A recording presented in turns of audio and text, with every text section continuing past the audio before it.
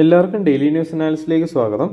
അപ്പോൾ ഇപ്രാവശ്യത്തെ ഡെയിലി ന്യൂസിൽ നമ്മൾ നോക്കാൻ പോകുന്ന ടോപ്പിക്സ് ഇതൊക്കെയാണ്. GDP growth projected to fall to 4-year low at 6.4%. അപ്പോൾ ഇത് GS3 എക്കണോമി എന്ന് പറയുന്ന ടോപ്പിക്ക് റിലേറ്റഡ് ആയിട്ടുള്ള ന്യൂസാണ്.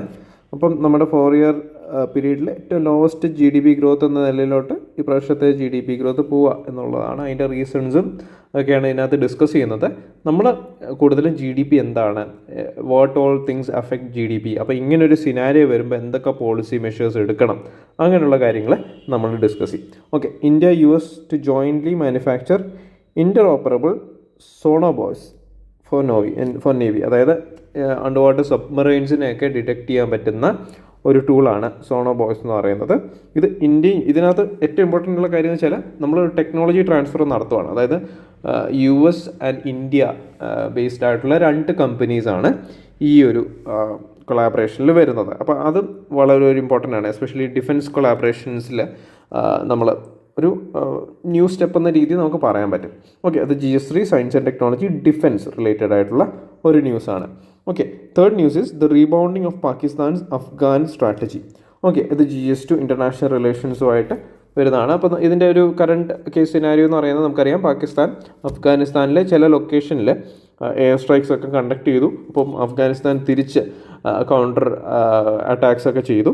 അപ്പോൾ അവിടെ ഒരു പ്രശ്നങ്ങൾ ഉള്ളൊരു ഏരിയയാണ്. ഇപ്പം കറണ്ട് കേസ് സിനാരിയോ അല്ലെങ്കിൽ കറണ്ട് അഫയേഴ്സ് റിലേറ്റഡ് ആയിട്ട് ഇമ്പോർട്ടൻ്റ് ആണ്. നമുക്കറിയാം ലാസ്റ്റ് ഇയറിലൊക്കെ ഉള്ള ന്യൂസിൽ അഫ്ഗാനിസ്ഥാൻ ഇമ്പോർട്ടൻ്റ് ആണ്. അഫ്ഗാനിസ്ഥാൻ താലിബാൻ ഗവൺമെൻറ് വരുന്നതും അവരുടെ UPs റിലേറ്റഡ് ആയിട്ടാണെങ്കിലും അഫ്ഗാനിസ്ഥാൻ്റെ സറൗണ്ടിങ് നെയ്ബറിങ് ഏരിയാസ് കൺട്രീസ് ഏതൊക്കെയാണെന്നൊക്കെ ചോദ്യങ്ങളൊക്കെ വന്നൊരു സാഹചര്യമാണ്. Okay, why is there a drop in school enrolments? അപ്പോൾ ഇത് ഇന്ത്യൻ സൊസൈറ്റി എഡ്യൂക്കേഷൻ റിലേറ്റഡ് ആയിട്ടുള്ള ഒരു ന്യൂസാണ്. ഇതിൽ കൂടുതലും ഡേറ്റ ഓറിയൻറ്റഡ് ആയിട്ടുള്ള കാര്യങ്ങൾ പറയുന്നുണ്ട്. അപ്പോൾ അതുകൂടെ നമുക്ക് നോക്കി വെക്കാം. ഓക്കെ, അപ്പം എസ്പെഷ്യലി UPSC എഡ്യൂക്കേഷൻ, വുമൺ, അങ്ങനെയുള്ള ടോപ്പിക്സൊക്കെ UPSC ഭയങ്കര ഇമ്പോർട്ടൻ്റ് ആയിട്ട് കരുതുന്ന ഒരു ടോപ്പിക് കൂടിയാണ്. Okay, first news is GDP growth projected to fall for 4-year low at 6.4%. അപ്പോൾ ഇന്ത്യസ് റിയൽ ഗ്രോസ് GDP അല്ലെങ്കിൽ gross domestic product growth is projected to decelerate to 6.4% in the fiscal year 2023 to 2024, marking a 4-year low. This slowdown in economic momentum after achieving an 8.2% growth in 2022 to 2023 signals underlying challenges that the Indian economy may face. Okay, gross domestic product overview, അതായത് GDP എന്ന് പറയുന്നത് എന്താണ്? ഒരു market value of all final goods and services. Important, ആ final ഗുഡ്സും സർവീസസും ഉണ്ട് produced within A country, അതായത് ആ കൺട്രിയുടെ ടെറിട്ടറിയിലുള്ളിൽ ഒരു പെർട്ടിക്കുലർ പീരീഡിൽ പ്രൊഡ്യൂസ് ചെയ്യുന്ന സർവീസസിൻ്റെയും ഗുഡ്സിൻ്റെയും മാർക്കറ്റ് വാല്യൂവിനെ മെഷർ ചെയ്യുന്നതാണ് GDP എന്ന് പറയുന്നത്. കമ്പോണൻസ് പറയുന്നത് it includes only final goods and services excluding those intended for intermediate consumption. Okay, അപ്പോൾ അതിൻ്റെ ഇടയിൽ വരുന്ന പ്രോഡക്ട്സോ അതിൻ്റെ ഇടയിലുള്ള ഇതൊന്നും അവർ കൊടുക്കുന്നത്, അതായത് വീറ്റ് എടുത്തു അതിനെ ഫ്ലോർ ബേക്ക് ചെയ്തിട്ട് ബ്രെഡ് ഫോം ചെയ്തു. അപ്പോൾ നമ്മൾ ഫൈനൽ ഗുഡ്സ് എന്ന രീതിയിൽ ബ്രെഡ് മാത്രമാണ്, അതിൻ്റെ മാർക്കറ്റ് വാല്യൂ മാത്രമാണ് നമ്മൾ എടുക്കുന്നതെന്ന് കൂടി ഓർത്തിരിക്കുക. Computation GDP can be calculated quarterly, monthly, half yearly or annually and is often measured in national, state and district levels. അപ്പോൾ കീ പോയിൻറ്റ്സ് അബൌട്ട് GDP, അതായത് ഡിസ്ട്രിക്ട് ലെവൽ കമ്പ്യൂട്ടേഷൻ ആണ്. അത് introduce by NITI Aayog to enhance resource management and policy implementation at micro and macro levels. Calculation authority എന്ന് പറയുന്നത് central statistical ഓഫീസാണ്. Handles GDP estimation in India, crucial for financial target setting under the physical responsibility and budget management act of 2003. Important facts എന്ന് പറയുന്നത് final goods ആണ് focus ആയിട്ടുള്ളത്. Only final goods and services ആണ് consider ചെയ്തേക്കുന്നത്, reflecting the aggregate domestic production. Stable base ഇയറിൻ്റെ കേസിൽ GDP is calculated at stable base year prices. ഒരു particular year കാണും for accurate domestic production valuation. Okay, പിന്നെ economic indicator എന്ന് പറയുമ്പോൾ it offers insight into the economic scale and health of A nation but does not directly measure social wellbeing. അതായത് എന്താണ് ഒരു important കാര്യം എന്ന് വെച്ചാൽ GDP മെഷർ ചെയ്യുന്ന എക്കണോമിക് ഗ്രോത്ത് ആണ്. ഓക്കെ, അപ്പം പക്ഷേ എക്കണോമിക് ഡെവലപ്മെൻറ്റ്, അതായത് എക്കണോമിക് ഡെവലപ്മെൻറ്റ് എപ്പോഴാണ് നടക്കുന്നത്? ഒരാളുടെ ലൈഫിൽ ഈ ഗ്രോത്ത് കാരണം ഉണ്ടാകുന്ന ചേഞ്ചസ് വരുമ്പോഴാണ് എക്കണോമിക് ഡെവലപ്മെൻറ്റ് നടക്കുന്നത്. അത് മെഷർ ചെയ്യാനായിട്ട് ജി ഡി പിനെ കൊണ്ട് സാധിക്കുന്നില്ല. Okay, G D P growth and its implication. Growth rate components, അതായത് driven by personal consumption, private investment and government spending and net trade ആണ് ഇതിനെ ഡ്രൈവ് ചെയ്യുന്ന ഫാക്ടേഴ്സ്. ബിസിനസ് സൈക്കിൾ ഇമ്പാക്ട്, അതായത് G D P growth rate fluctuates through the phases of peak, contraction, trough and expansion. അത് നമുക്കറിയാം, ഒരു graph വരയ്ക്കുകയാണെങ്കിൽ peak, trough, contraction അങ്ങനെയുള്ള കുറച്ച് കേർവ്സ് ഉണ്ടല്ലോ. അപ്പോൾ അതിൽ ഓരോന്നനുസരിച്ച് ഓരോ സോണിലും ജി ഡി പിയുടെ വാല്യൂസും മാറും. Current projection, India G D P growth is set to slow down to 6.4%, impacted by declining consumer spending and investment. അപ്പോൾ problems with G D P as a measure നമ്മൾ നോക്കുമ്പോൾ എന്താണ് ജി ഡി പിയിലുള്ള ഒരു negative ആയിട്ടുള്ള aspect എന്താണ്? അപ്പോൾ environmental cost ആണ്. G D P calculations often ignore environmental degradation and cost. Unpaid services, അതായത് critical sectors like child care and volunteer work, അതൊന്നും ഇതിനകത്ത് ഇൻക്ലൂഡഡ് അല്ല. ഷാഡോ എക്കണോമി, അതായത് G D P does not account for the black economy leading to under estimation in countries with significant informal sectors. Okay, അപ്പം ഇങ്ങനൊരു നമുക്കറിയാം G D P slow down ആകുമെന്ന് projection വന്നിട്ടുണ്ട്. അപ്പോൾ എന്തൊക്കെ പോളിസി മെഷേഴ്സ് ആണ്, അല്ലെങ്കിൽ എന്താണ് വേ ഫോർവേഡ് ആയിട്ട് നമുക്ക് കൊടുക്കാൻ പറ്റുന്നത്? ഒന്ന് സ്റ്റിമുലേറ്റ് കൺസ്യൂമർ ഡിമാൻഡാണ്. പ്രൊവൈഡ് ഫിസിക്കൽ സ്റ്റിമുലസ് കൊടുക്കുക, അതായത് ഗവൺമെൻറ് പാക്കേജസ് ചില ഇൻഡസ്ട്രീസിലൊക്കെ കുറച്ച് സ്പെൻഡിങ് കൂട്ടുക, ടാക്സ് റിബേറ്റ്സ്, അതുപോലെ തന്നെ incentives to boost spending. Okay, പിന്നെ enhance investment, simplify regulations, promote infrastructure development and attract FDI. പിന്നെ സപ്പോർട്ട് കീ സെക്ടേഴ്സ്, അതായത് strengthen agriculture, manufacturing and services with targeted reforms and financial support. Boost exports, അതായത് negotiate trade deals, provide export incentives and diversify markets. Monetary ഈസിൻ്റെ കേസിൽ low interest rate കൊണ്ടുവരാം. Ensure liquidity to encourage borrowing and investment. Okay, structural reforms, അതായത് implement labour, land and tax reforms to enhance productivity and ease business operations. പിന്നെ digital economy promote ചെയ്യുക, encourage technology adoption, digital payments and support startups. Focus on sustainability, invest in renewable energy and climate adaptation for a resilient economy. Social investment എന്ന് പറയുമ്പോൾ health care, education അങ്ങനെയുള്ള അങ്ങനെയുള്ള സെക്ടേഴ്സിലെ skilled work ഫോഴ്സിനെ build ചെയ്യുക. Adaptive policies എന്ന് പറയുമ്പോൾ data driven ആയിട്ടുള്ള അപ്രോച്ച് ആയിരിക്കണം. Adjust policies for economic stability. Okay, next news എന്ന് പറയുന്നത് സോണോ ബോയ്സ്, അതായത് നമുക്കറിയാം ഡീപ്പ് ഓഷ്യൻസിൽ സബ്മറൈൻസിനെ, അണ്ടർസീ ഇൻസ്ട്രുമെൻസിനെ കണ്ടുപിടിക്കാനായിട്ടുള്ള ഒരു ഡിവൈസാണിത്. India and United States have agreed to co-produce interoperable sonobuoys, which are critical undersea instruments used for detecting submarines.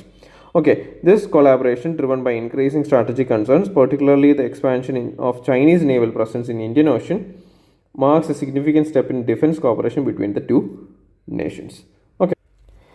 അപ്പോൾ കീ ഹൈലൈറ്റ്സ് എന്ന് പറയുമ്പോൾ സോണോബോയ്സ് ടെക്നോളജി എന്ന് പറയുന്നത് എന്താണ്? ഇത് sonobuoys are advanced undersea devices used for tracking submarines. This collaboration aims to enhance India's under water domain awareness.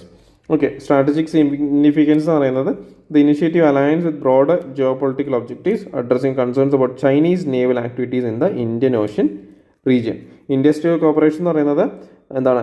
UK-യുടെ Ultramarine and Bharat Dynamics to enhance production and technological capabilities in sonobuoys. ഇത് US ആണ്, Ultra Maritime. Okay, details of the agreement എന്ന് പറയുമ്പോൾ Ultramarine will transfer technology and production expertise to Bharat Dynamics, ensuring India becomes self-reliant in this critical defense area. പിന്നെ interoperability എന്ന് പറയുമ്പോൾ Sonobuoys will be interoperable with US Navy and the Allied Forces platforms, enhancing joint operational capabilities.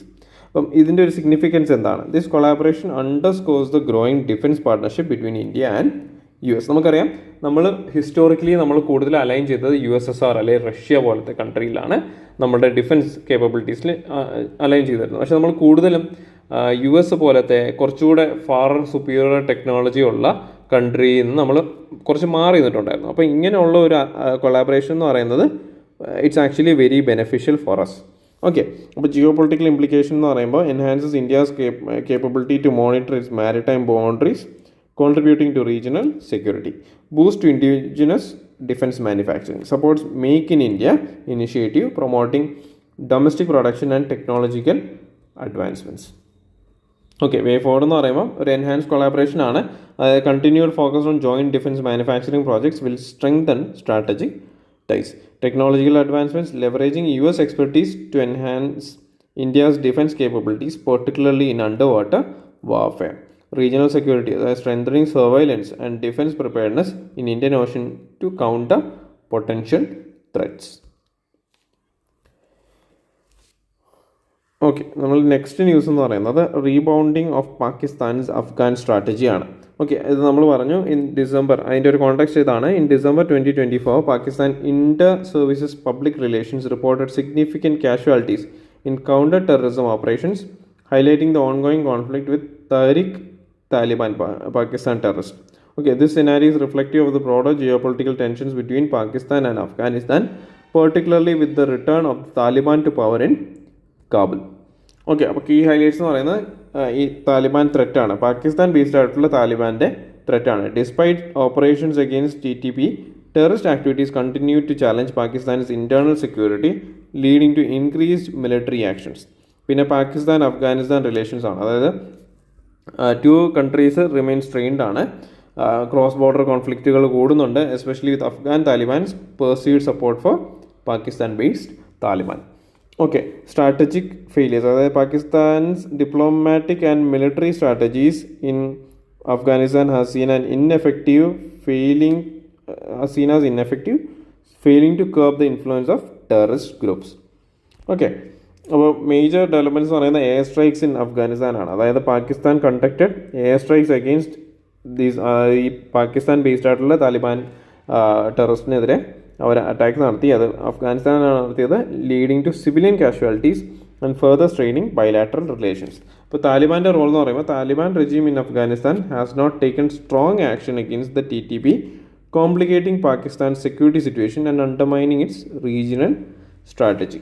Okay, geopolitical implications.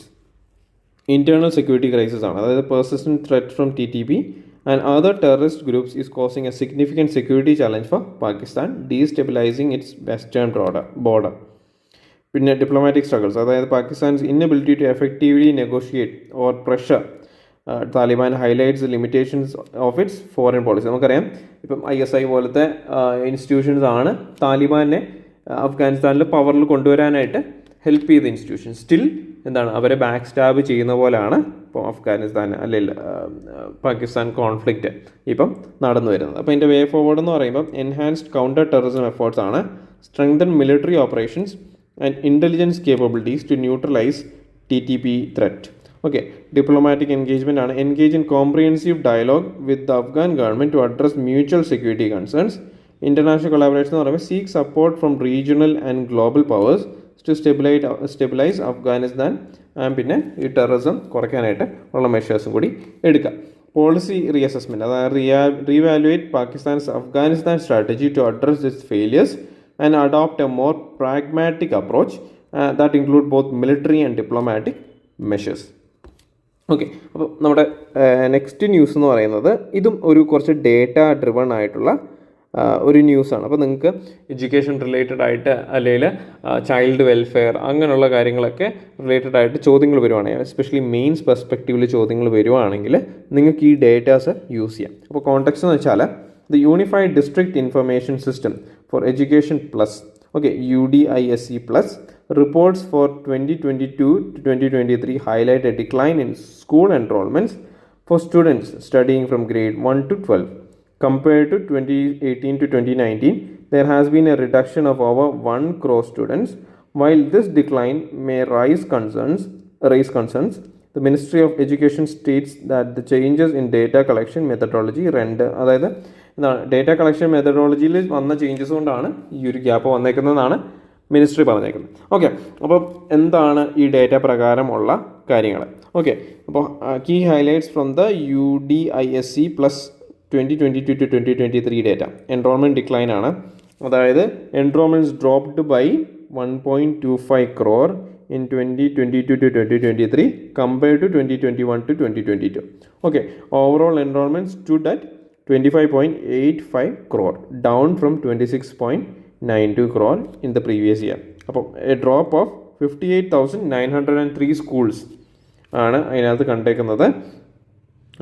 പിന്നെ regional variations എന്ന് പറയുമ്പോൾ states like Uttar Pradesh, Rajasthan and മധ്യപ്രദേശിൽ significant ആയിട്ടുള്ള decline ഉണ്ടായിട്ടുണ്ട്. Contrastingly states like Himachal പ്രദേശിലൊക്കെ കുറച്ചുകൂടെ എൻറോൾമെൻറ്റ് സ്റ്റേബിൾ ആയിരുന്നു. Okay, efficiency indicator, അതായത് improvements are observed in drop out, transition and retention rates across schools suggesting better efficiency despite fewer enrolments. Okay, അപ്പം ഈ drop വരാനായിട്ടുള്ള ചാലഞ്ചസ് എന്തൊക്കെയാണെന്ന് ചോദിച്ചു കഴിഞ്ഞാൽ, one is data collection changes ആണ്. അപ്പോൾ from 2022 to 2023 enrolment figures are computed using Aadhaar authentication unlike in previous years, which could inflate or adjust figures.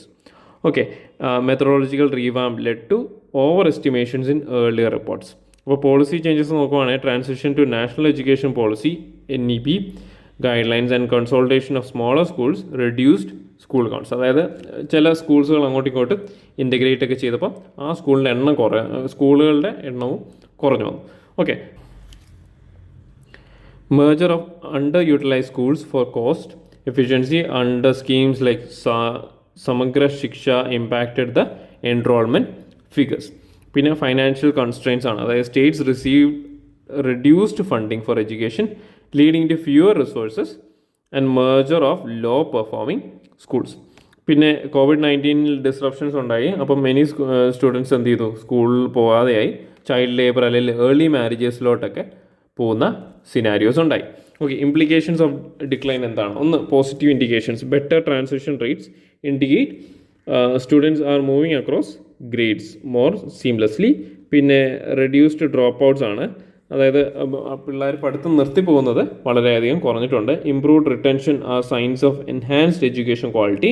പിന്നെ concerns എന്ന് പറയുന്നത് എന്താണ്? A significant number of children are still out of school due to family economic pressures. അതായത് നമുക്കറിയാം Covid case scenario വന്നപ്പം വളരെയധികം ആൾക്കാർ ബുദ്ധിമുട്ടി. കാരണം ടെക്നോളജി ആസ്പെക്റ്റ് ഉള്ള ആൾക്കാർക്കൊക്കെ ഓൺലൈനായിട്ട് സ്കൂളിങ്ങും ക്ലാസ്സസൊക്കെ വന്നു. പക്ഷേ ഇതൊന്നും ആക്സസ് ഇല്ലാത്ത പൂവർ സെഷൻസിലുള്ള പിള്ളേർക്ക് എന്ത് പറ്റി?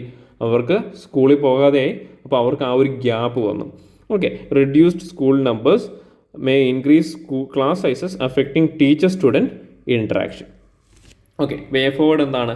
ഈ ഡേറ്റ സിസ്റ്റത്തിനെ സ്ട്രെങ്തൻ ചെയ്യുക, അതായത് ensure consistency in data collection methodologies for accurate comparisons over time. പിന്നെ ടാർഗറ്റഡ് ഇൻ്റർവെൻഷൻസ് ആണ്, invest in reopening and improving access to schools in rural and underserved areas. Financial allocation എന്ന് പറയുന്നത് increase funding under schemes like Samagra Shiksha Abhiyan to ensure adequate resources. പിന്നെ community participation, അതായത് local ബോഡീസിനെയും കൂടി ഇതിനകത്ത് involve ചെയ്യുക. അതായത് ഇപ്പോൾ പേരൻസ് ഒക്കെ വളരെ അവെയർനെസ് ഉള്ള ആൾക്കാരാണ്. ഇപ്പം പൂർവ്വ സെഷനിലോട്ട് പോയി കഴിഞ്ഞാൽ വി കനോട്ട് ഗ്യാരണ്ടി ദാറ്റ് ഈ പേരൻസിന് അത്ര എഡ്യൂക്കേഷൻ ഉണ്ട്, അല്ലെങ്കിൽ എഡ്യൂക്കേഷൻ ഇമ്പോർട്ടൻസ് അറിയാവുന്ന ആൾക്കാരാണെന്ന് നമുക്ക് പറയാൻ പറ്റില്ല. അപ്പോൾ എന്ത് ചെയ്യാം? ഇവർക്ക് പ്രോപ്പറായിട്ടുള്ള അവെയർനെസ് പ്രോഗ്രാമിലൂടെ ഇപ്പോൾ ഈ പിള്ളേരെല്ലാം പഠിച്ച് നല്ല നിലയിൽ എത്തിക്കഴിഞ്ഞാൽ ഫാമിലി സേഫ് ആകും എന്ന ഒരു കൺസെപ്റ്റിലോട്ട് ഇവരെ എത്തിക്കാം. Okay, address drop outs and child labour effectively. Okay, അപ്പോൾ കൺക്ലൂഷൻ എന്ന് പറയുമ്പം while UDISC 2022 to 2023 data shows a concerning decline in enrollments, it also highlights potential improvements in efficiency and quality of education.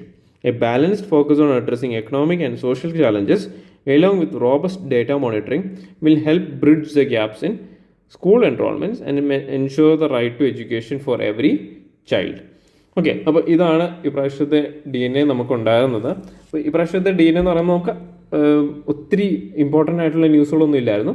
അപ്പോൾ ഉള്ള ന്യൂസുകൾ നമുക്ക് repeated ആയിട്ടുള്ള topics ഉണ്ട്. പിന്നെ ഒരു റിലവൻറ്റ് ടോപ്പിക് എന്ന് പറയുന്നത് എഡ്യൂക്കേഷൻ റിലേറ്റഡ് ആയിട്ട് നമ്മൾ ലാസ്റ്റ് പഠിച്ചൊരു ന്യൂസാണ്. അപ്പോൾ അത് വളരെ ഇമ്പോർട്ടൻ്റ് ആണ്. അതിൻ്റെ ഡേറ്റാസും കാര്യങ്ങളൊക്കെ നിങ്ങൾക്ക് മെയിൻസ് ആൻസർ റൈറ്റിങ്ങിലൊക്കെ ഇപ്പം ഇൻട്രൊഡക്ഷനൊക്കെ ആയിട്ട് തന്നെ കൊടുക്കാൻ പറ്റും. ഓക്കെ, അപ്പോൾ അതും കൂടി ഒന്ന് ജസ്റ്റ് നിങ്ങളുടെ ഇപ്പം ഡേറ്റ പോയിൻറ്റ്സ് എഴുതുന്ന നോട്ട് ഉണ്ടെങ്കിൽ അതിൽ ഈ നോട്ട്സ് ഇപ്പോൾ ഡേറ്റ പോയിൻറ്റ്സ് എല്ലാം ആഡ് ചെയ്ത് വെക്കാം. അപ്പോൾ ഈ പ്രാവശ്യത്തെ DNA അനാലിസിസ് എല്ലാവർക്കും മനസ്സിലായെന്ന് വിചാരിക്കുന്നു. ഇനി അടുത്ത പ്രാവശ്യം കാണാം. നന്ദി, നമസ്കാരം.